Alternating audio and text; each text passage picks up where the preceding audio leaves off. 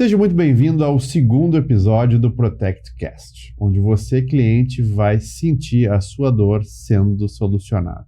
Ana, hoje o que nós vamos trazer para os nossos telespectadores?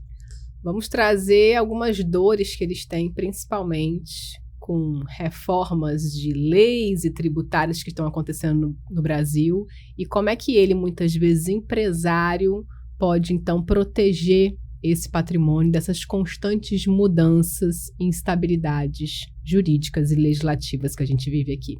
Maravilha. Vamos trazer um pouquinho por amostragem. A maioria dos nossos clientes são empresários. Sim, né? A maioria. A grande maioria. O que é uma das principais vontades desse cliente? Muitas vezes é proteger esse patrimônio contra revés financeiro que ele ou as empresas dele venham a ter futuramente. Alguns já estão com a corda no pescoço. Sim. E acham que a gente vai fazer milagre. Sim. Outros, né, já sabem que o que pode estar por vir, então é o momento de remediar. E aí, quando a gente fala em patrimônio, que tipo de patrimônio a gente está falando aqui? Está falando de ativos financeiros, muitas vezes, né? Ativos imobiliários, imóveis. O brasileiro gosta de um tijolo. Gosta de tijolo.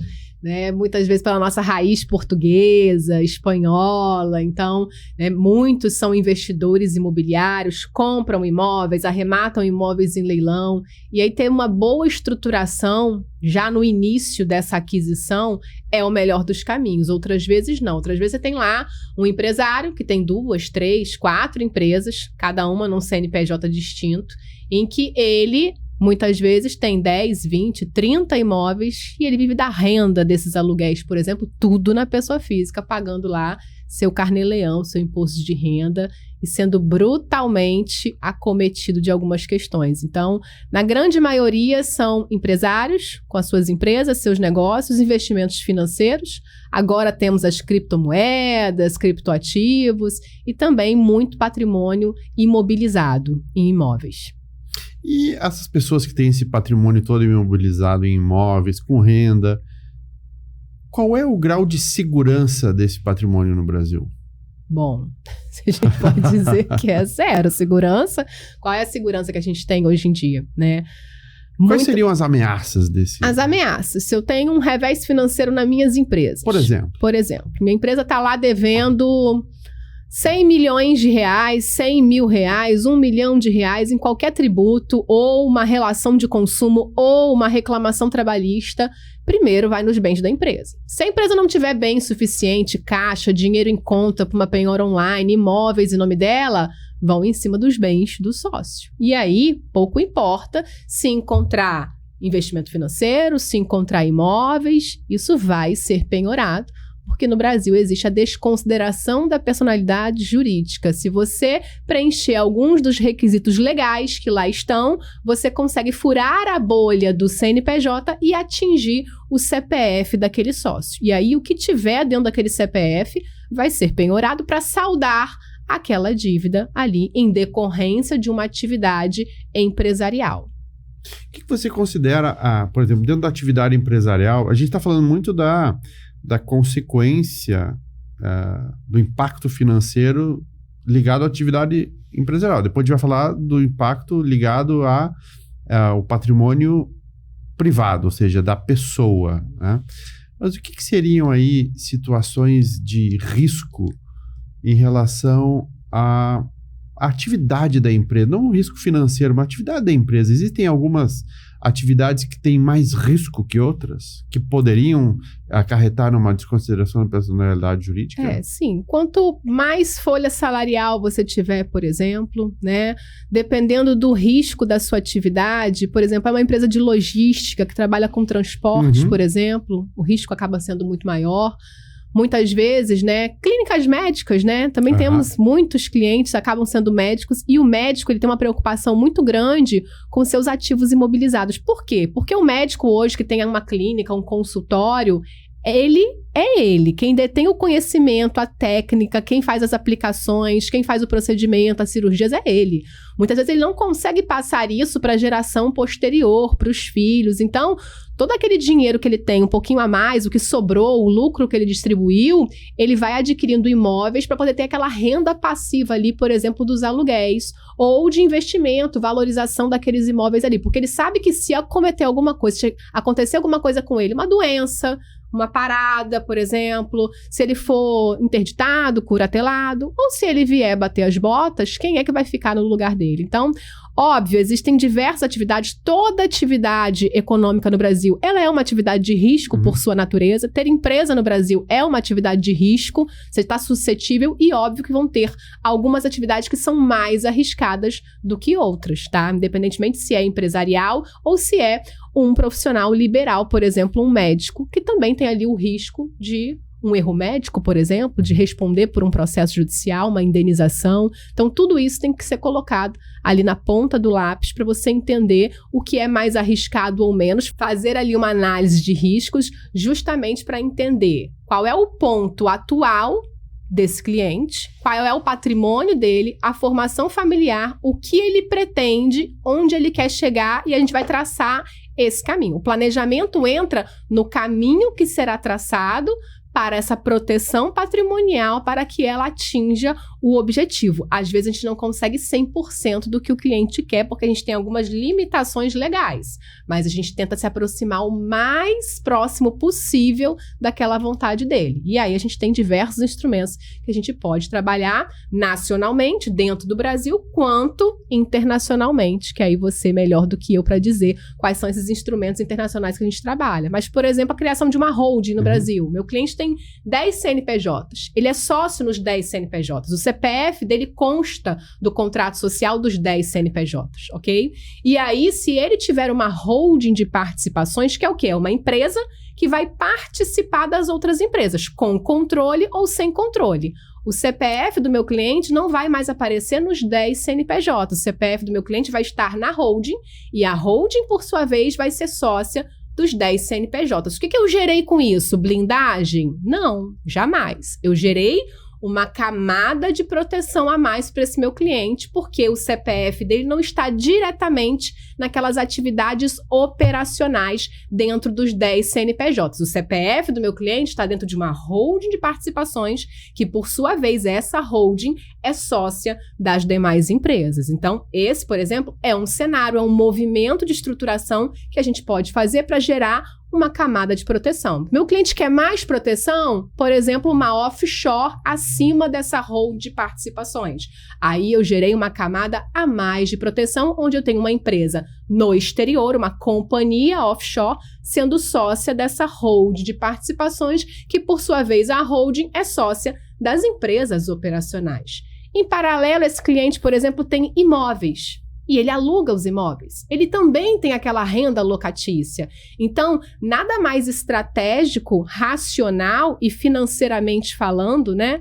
É ele constituir o que a gente chama popularmente de holding imobiliária, holding patrimonial, que é o quê? Eu tenho uma administradora de imóveis próprios, onde eu vou concentrar os ativos imobiliários do meu cliente ali dentro, e ali dentro ele vai alugar, ele vai vender, tendo uma maior eficiência tributária.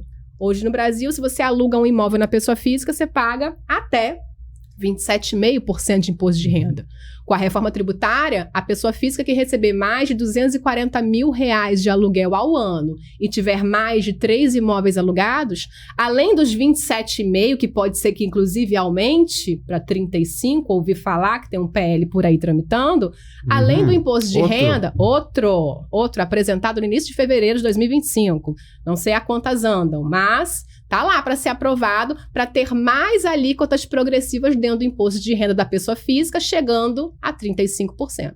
Então, além do imposto de renda que essa pessoa física continua pagando, com a reforma tributária, os aluguéis que ela recebe acima desse limite que eu falei, ela também vai pagar IBS e CBS. A quanto, Tedold? Mais ou menos uma alíquota de 8,4%. E aí a gente é advogado, né? A gente não gosta de fazer conta, mas é fácil fazer. 27,5% mais 8,4%, mais de 35% do que você recebe de aluguel dos seus imóveis vai parar na mão do leão. Olha que beleza. Pois é, para você não ter que pagar isso tudo de tributo, existe uma maneira de você fazer planejamento tributário, constituindo a holding, colocando os imóveis lá dentro, e aí é o imóvel urbano, é o imóvel rural, é o imóvel que você aluga, que você arrenda. Você vai integralizar esses imóveis lá dentro ou já vai adquirir os imóveis dentro dessa pessoa jurídica, dentro dessa holding, comprando através dela.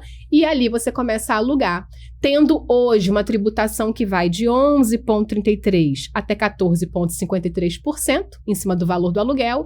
E pós-reforma tributária, depois do IVA dual completamente implementado, dobradinha do momento IBS e CBS, você vai pagar na PJ entre 16% a 19%. E aí, né, pergunta que eu te faço, você prefere pagar 35% na pessoa física ou 16% a 19% dentro de uma holding? Então, isso é planejamento tributário também. Então, esse cliente com esses imóveis que ele aluga é muito mais interessante, óbvio que depende do valor de aluguel que ele recebe, mas a maioria dos nossos clientes recebem mais do que 240 mil ao ano e tem mais de 3 imóveis alugados, é melhor ele fazer isso através de uma holding patrimonial. Então, a gente ajuda nessa constituição dessa holding, integralizando os bens ou já comprando os bens em nome dessa holding, e aí depois, posteriormente, inclusive, pode haver uma estrutura internacional acima dessa holding, uma offshore sendo dona dessa holding imobiliária aqui no Brasil. Então, mais ou menos, esse é um cenário, um panorama inicial desse nosso cliente. E óbvio que a gente pode ir avançando. E aí, através dessa offshore que está lá fora, está em outra jurisdição, e é óbvio que o meu cliente, sendo residente fiscal no Brasil, ele vai declarar no IR dele, vai ter recolhimento de tributos, se ele for controlador, vai ter lá os 15%, se é opaca sobre o lucro, se é transparente sobre os resgates, a distribuição que ele fizer, vai ter que pagar o tributo, mas a gente pode oferecer um serviço a mais para esse cliente, que é justamente o planejamento sucessório. Já pensando no evento pós-mortem, como é que vai ficar esse patrimônio, para quem eu vou distribuir, quem vão ser os beneficiários, a gente pode estruturar um planejamento sucessório dentro dessa estrutura internacional, que aí eu vou perguntar é para você, como é que a gente estrutura esse planejamento sucessório através de uma offshore, de uma empresa que está sediada em outra jurisdição. Maravilha. Antes de eu entrar nisso, eu só queria deixar também claro aqui que a gente não trata só de cliente empresário, né? Existem outras, nós temos de tudo, né, Ana? Sim. Desde produtor musical até desportista, ou seja, artistas, ou seja, advogados, ou seja, qualquer atividade profissional que gere renda, consequentemente acúmulo de capital e de patrimônio, é um potencial cliente. E a gente tem que falar também, antes de entrar nas estruturas internacionais, que independe do tamanho do patrimônio, né? Eu acho que é outra coisa importante, se tu puder falar rapidinho, é só cliente milionário que pode ter estrutura offshore? Óbvio que não. Dependente. Ou planejamento patrimonial nacional? Não. É a mesma coisa. Holding, tem um patrimônio mínimo para holding? Óbvio que não. Não tem? Não tem. Pois é. Eu posso abrir uma holding, colocar lá o capital social de R$1.000, por exemplo, e minha empresa está aberta. O que eu vou fazer com ela é que vai depender.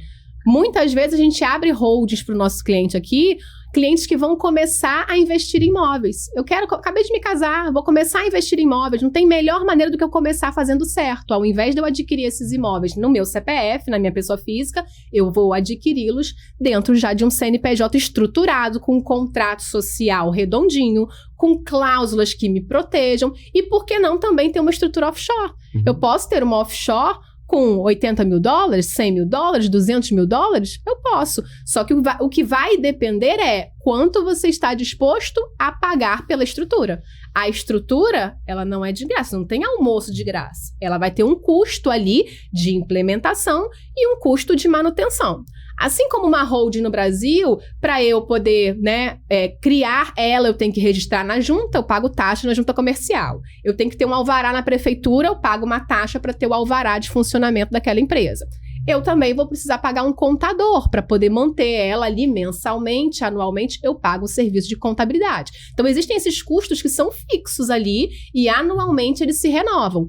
Numa estrutura offshore, a mesma coisa. Você vai ter taxas ali, FIIs obrigatórias, que você vai ter que pagar na implementação, na constituição e também na manutenção dessa estrutura. E aí resta saber se o seu patrimônio comporta essa despesa. Pode variar de $1.000, $2.000, $3.000 ou mais anualmente, dependendo do que comporte essa estrutura ali, qual é o seu objetivo com ela, se tem o que a gente chama de share trust ou um trust, e tudo isso vai ali valorizar ainda mais aquele planejamento, aquela estrutura, por óbvio, vai encarecer aqueles custos ali de manutenção. Perfeito. Vamos mudar agora para outro patamar aqui.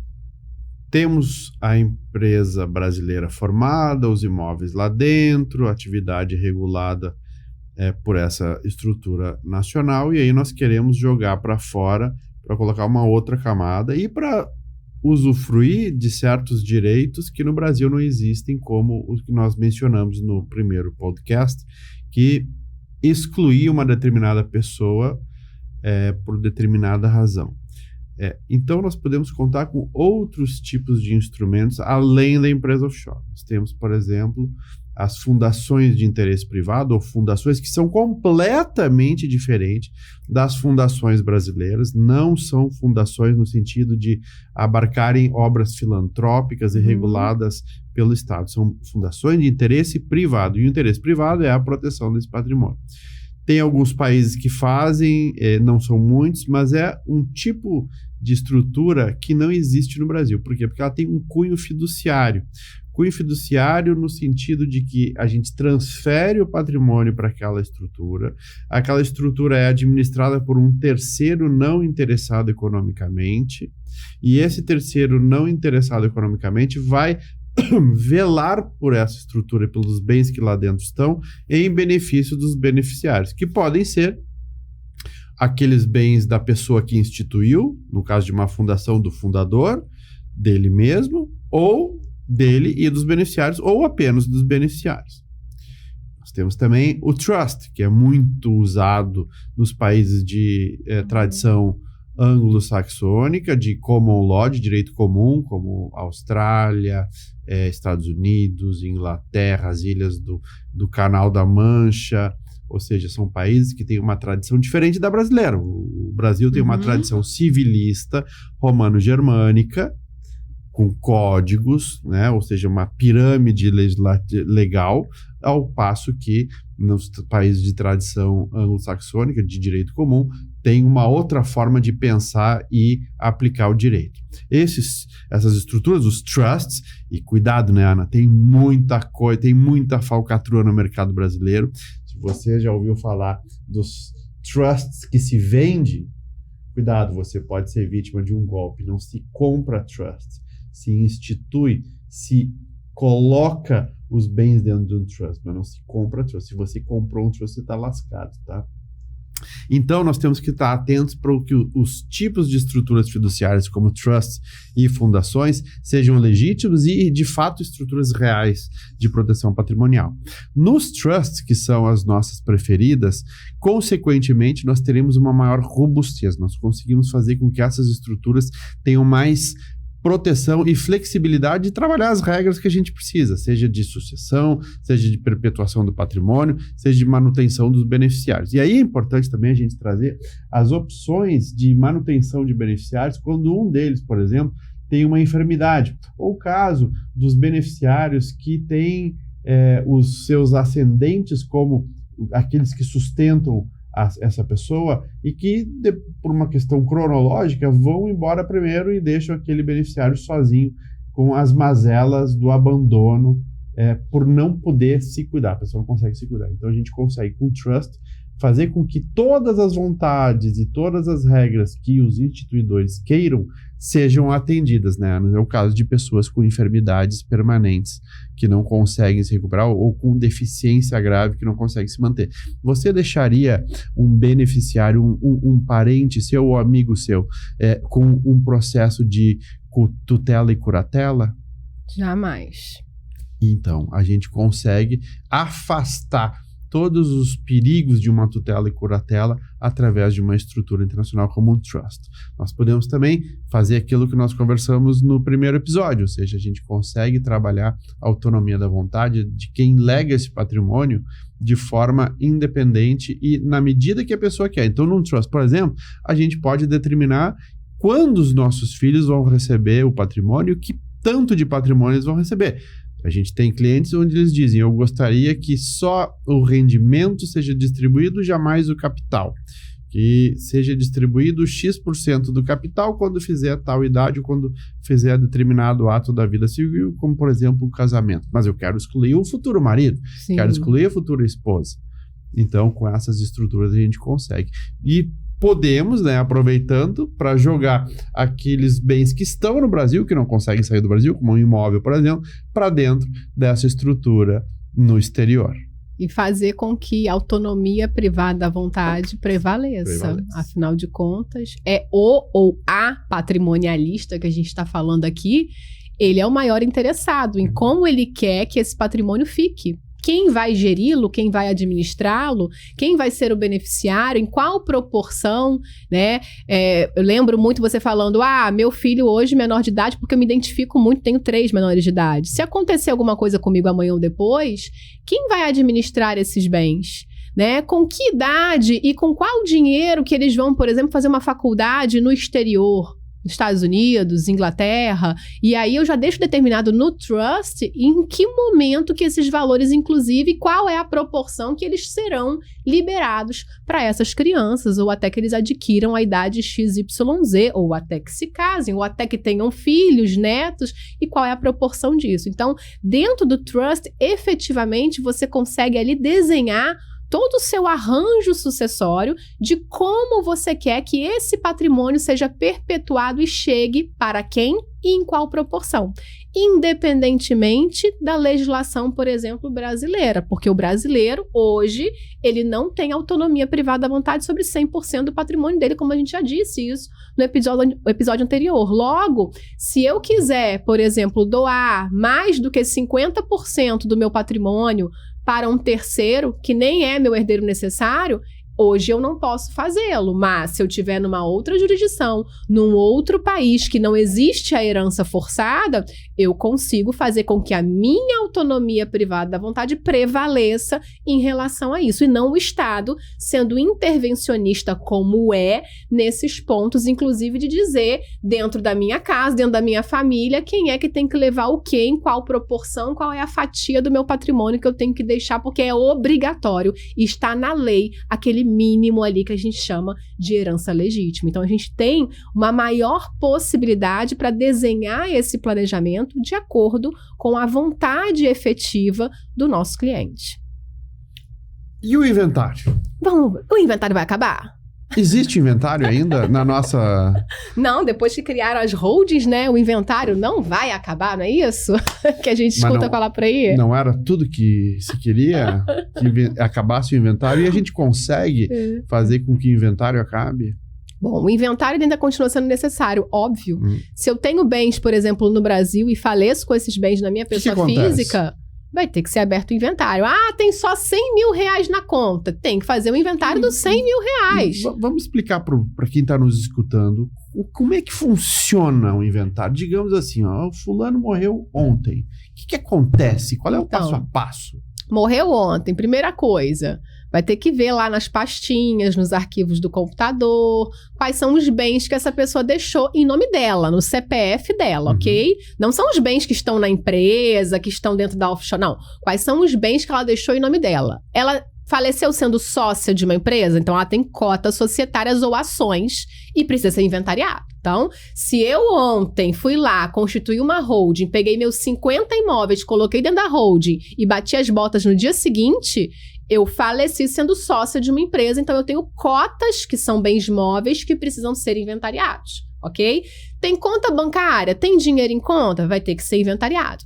Tem imóveis, veículo, embarcação, aeronave, qualquer bem móvel ou imóvel que estiver em nome da pessoa falecida ou do cônjuge, do companheiro, da companheira, vai precisar ser inventariado. Que é o quê? Eu tenho que levantar o patrimônio daquela pessoa na data do óbito para que esse patrimônio seja dividido, partilhado entre os herdeiros, conforme uma regra que o nosso Código Civil impõe, que é uma ordem de vocação hereditária. E aí esses herdeiros vão ter que ingressar com um processo judicial ou extrajudicial. Explica um pouquinho a diferença do judicial para essa judicial. Judicial é quando eu tenho litígio. Eu e você somos irmãos, nosso pai faleceu, ok? Então, eu acho que a gente tem que pegar aquilo lá que tá com meu pai e eu quero ficar com 60%. E você vai ficar com 40%, você não concorda com isso. Então, a gente não entrou num denominador comum. Logo, a gente vai ter que ir para o inventário judicial, onde um juiz, com intervenção estatal, vai dizer o que fica para quem. Seu pai deixou 2 imóveis, o que o juiz vai decidir? 50% do imóvel fica com o Alexandre e 50% fica com a Ana Carolina. E aí vocês vão viver em condomínio, em copropriedade, ao inferno na terra depois para vender esse bem, né? Então é o pior dos cenários. Então o inventário judicial é aquele que eu preciso me socorrer ao poder judiciário porque eu não entrei num acordo com os outros herdeiros, ok? E o inventário extrajudicial... E antes que tu entre no extrajudicial, quanto é que custa o inventário? Quanto é que vai sair essa conta dos 2 apartamentos? Então, vai sair em média, a conta total vai depender do estado que a gente está falando, porque tem tributação ali envolvida, tá? Fosse Rio que de é Janeiro. o TCMD. Rio de Janeiro, por exemplo, que passou de 1.800.000 já é a alíquota, né, máxima de 8%. Vai girar em média entre 15% a 20% do valor dos bens deixados. Ou seja, para eu fazer aquele inventário, eu vou ter que pagar um advogado, vou ter que pagar as custas judiciais, emolumentos, vou ter que fazer registro se tiver imóveis depois disso, vou ter que pagar o ITCMD, ou o ITD, que é o imposto que incide sobre as heranças, e ele é estadual, ok? Cada estado tem a sua legislação, e vou ter que pagar ainda o advogado, não sei se eu falei, os honorários do advogado. Vai variar, obviamente, né, de advogado para advogado, profissional a profissional, a gente tem uma média aí de um inventário de 10% a 15% mais ou menos. Quando você somar isso tudo, no Rio de Janeiro, vai girar algo em torno de 15% a 20% sobre o valor do patrimônio envolvido para você ter que pagar para poder efetivamente transmitir aqueles bens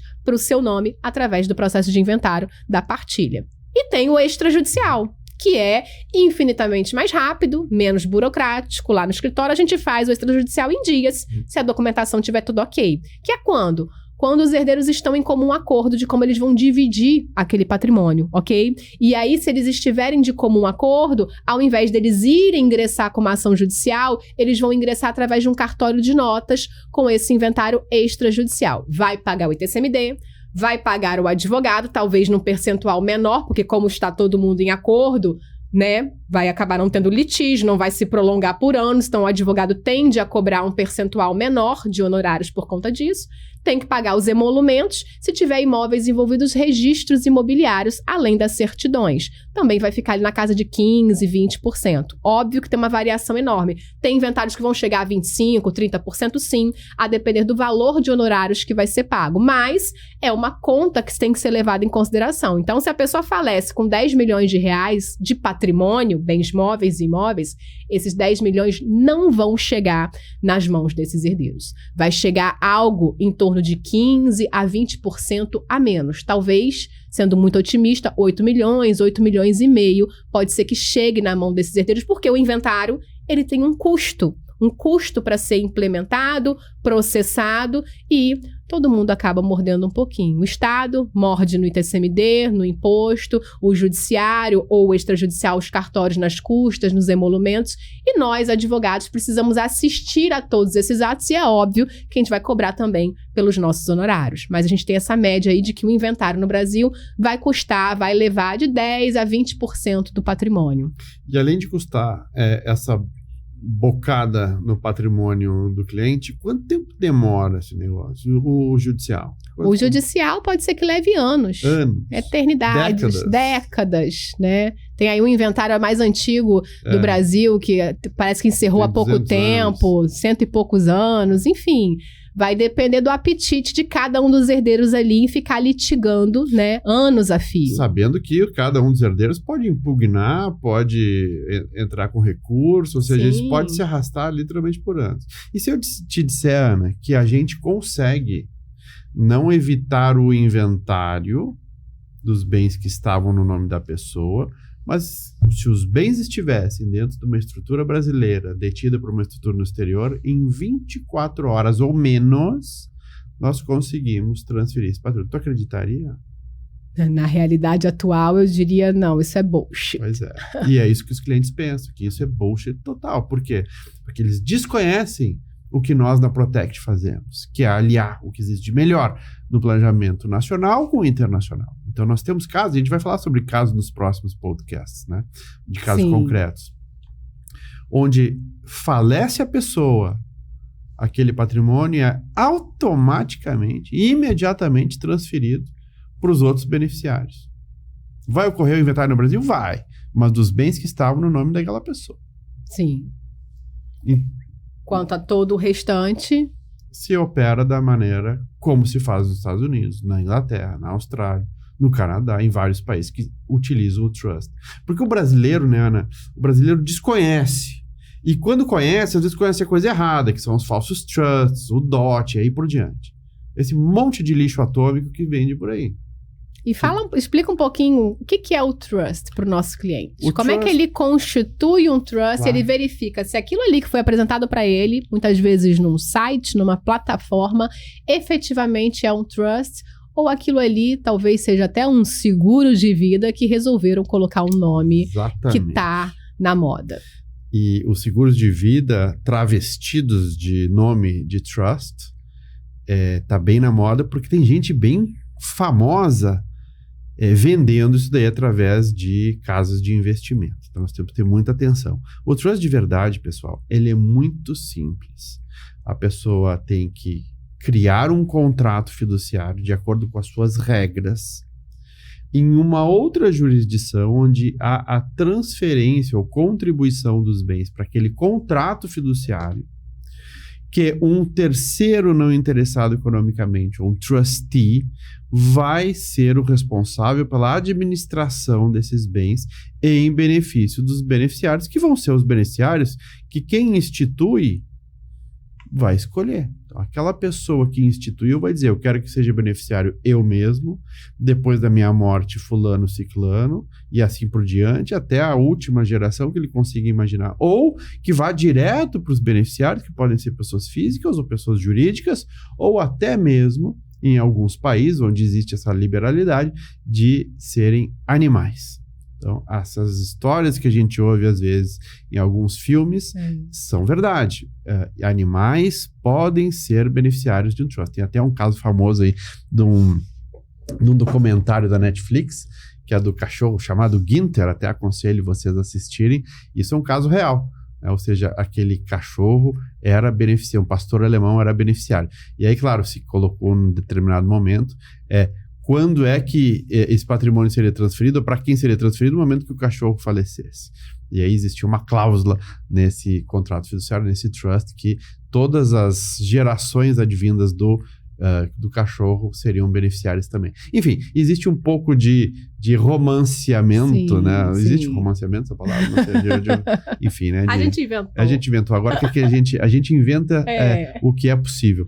Então, a gente consegue trabalhar regras tão absurdas de acordo com a nossa vivência, né? Que parecem surreais e que a gente consegue atingir com os patrimônios dos nossos clientes. Então, o trust, ele é isso. Ele é um contrato fiduciário de origem anglo-saxônica, de direito comum, onde a gente consegue trabalhar as regras que a gente quiser. E eu digo sempre para os clientes, e tu também, que o trust permite que cada cliente crie o seu livro de regras. E esse livro de regras, ele é póstumo. Ele pode servir durante a vida, durante um evento de incapacidade permanente ou temporária, ou para as futuras gerações até que ele consiga perder de vista. Porque existem trusts que existem há 200, 300 anos e que continuam em pleno funcionamento, mesmo já os trustees tendo sido sucedidos consecutivamente após o falecimento ou a extinção de uma trust company. Sim, quando você fala de trust, né, contratos de fidúcia, nada mais é do que um contrato de confiança,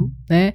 E muitas vezes esse é um sentimento que chega dos nossos clientes, como é que eu vou confiar em transferir as minhas shares da minha offshore, a minha empresa, os meus imóveis, transferir todo ou grande parte do meu patrimônio a um trustee que não necessariamente eu conheço, não sei quem é uma empresa, é uma pessoa física, está em qual país, e se ele quebrar, e se ele fechar, e se um dia eu receber uma cartinha dizendo que aquela empresa não existe mais, o que eu faço? Eu transferi o meu patrimônio ao trustee na condição dele administrar e que na minha falta ou na minha incapacidade, ele vai destinar aquele patrimônio para esses e esses beneficiários que eu já deixei previamente nomeado. Inclusive eu posso ser uma das beneficiárias, né? Além dos filhos, sim, das próximas gerações. Como é que a gente quebra essa objeção aí do nosso cliente em como é que eu vou confiar ao meu patrimônio a um terceiro que eu nem conheço, não é nem meu parente, e se sumir tudo, e se isso virar pó, como é que a gente faz? Então, a figura do trustee, ela é muito antiga, ela surge...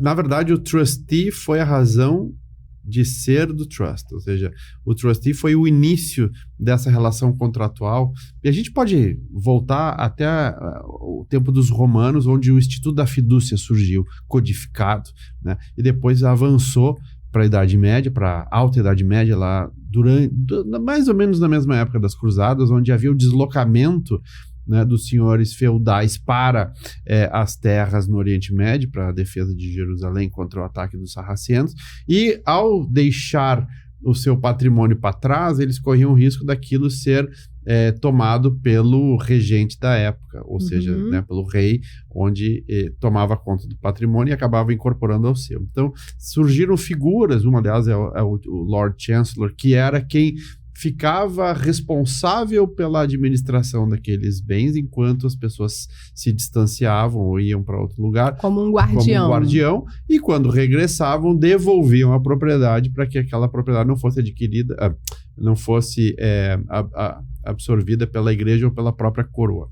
Enfim, isso evoluiu no tempo, evoluiu até a Idade Média, a Baixa Idade Média, lá um pouquinho antes do Renascimento, e aí os escolásticos, né, ou seja, nas universidades com o estudo, né, das institutas romanas, voltou para o conceito, o classicismo voltou para revisar essas regras e transformar, codificá-las. Então, um dos primeiros a codificar foi Henrique VIII, onde ele teve um dos primeiros acts na época, ou seja, a gente está falando do século XVI, e aí isso daí começou a ser utilizado cada vez mais.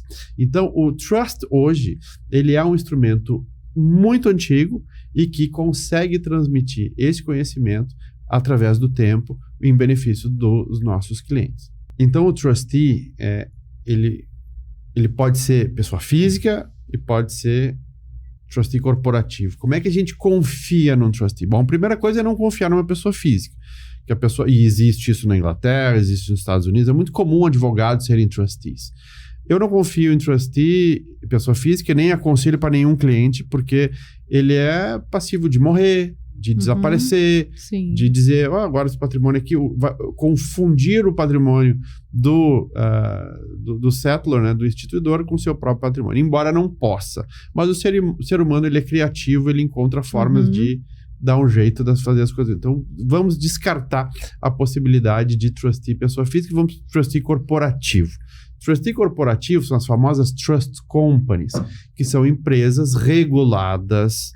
Claro, a gente tem que buscar uma empresa regulada com credibilidade, com autonomia, com seguro e que funcione também numa jurisdição, num país com regulação civil e criminal para os dirigentes e funcionários dessa empresa, onde eles vão continuar administrando o patrimônio de acordo com as regras delegadas pelo instituidor.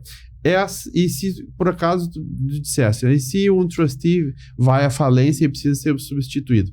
Nessas jurisdições, nesses países que respeitam as regras fiduciárias, nós vamos encontrar dentro da regulamentação regras para substituição e sucessão de trustee. Então, se a empresa ABC Trust Company vai à falência, já existe a previsão de absorção pela autoridade reguladora para indicar um novo trustee. E aí depois os beneficiários e o settlor, dependendo do tipo de trust que tiver, vai poder dizer, eu gostaria de continuar com essa companhia ou não, vou continuar com esse trustee ou não. E é importante ressaltar também que a gente consegue trocar o trustee. Ou seja, as pessoas têm o direito de trocar o trustee quando existe alguma coisa que não esteja sendo feita de acordo com a vontade, ou quando o trustee faz alguma coisa e quebra o dever fiduciário, que é onde a gente tem uma troca compulsória até regulada dentro da jurisdição onde está. Ótimo. E fala um pouquinho, existe, né, aquela questão que muitas vezes o trust ele tem um custo. E para alguns clientes pode ser um custo alto, porque eu estou regulando ali diversas questões. Eu só quero que determinada coisa seja distribuída em tanto tempo, eu quero que esse trust dure para os meus filhos, para os meus netos, bisnetos, gerações e gerações, e tudo isso vai, obviamente, encarecendo. Quanto mais patrimônio, quanto mais responsabilidade desse trustee, existe um custo ali envolvido. Certos clientes nossos, muitas vezes brasileiros, eles não querem de cara, por não conhecerem esse instituto e por não existir isso no Brasil, é incompatível com a nossa legislação, muitas vezes eles querem ter uma amostra do que seria isso. Então, até eles sentirem confiança efetivamente num trust constituído, a gente tem como oferecer o que a gente chama de mini trust, né? Ou share trust.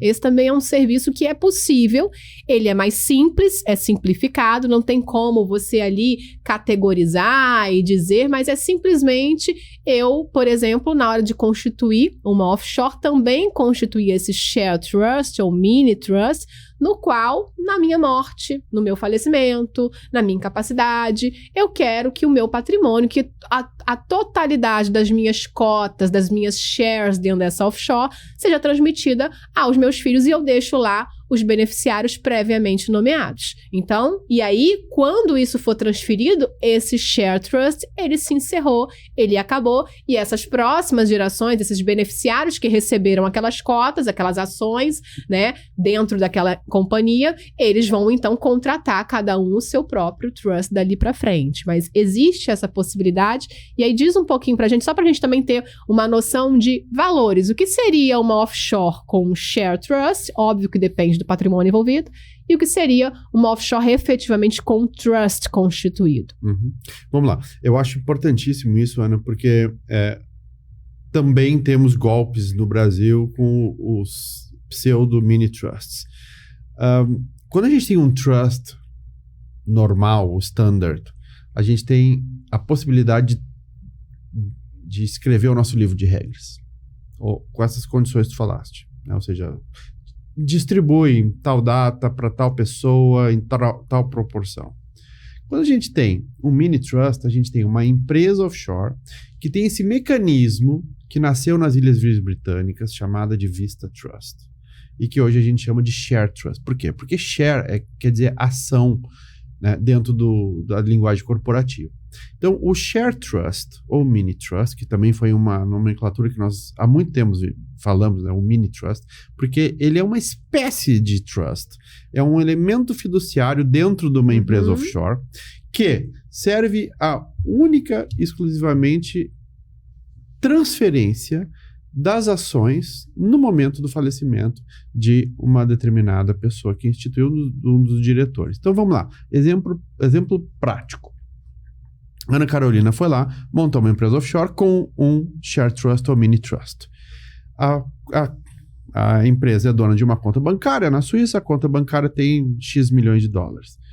No momento do falecimento da Ana, esta empresa, ao invés de entrar num processo de sucessão, que deveria passar por um processo de inventário em Ilhas Virgens Britânicas, ou em Barra onde quer que esteja, esta empresa, ao invés de passar por este processo, ela vai automaticamente, como um mecanismo que estava dormente, transferir a titularidade das ações da Ana Carolina para os beneficiários que a Ana Carolina teria nomeado.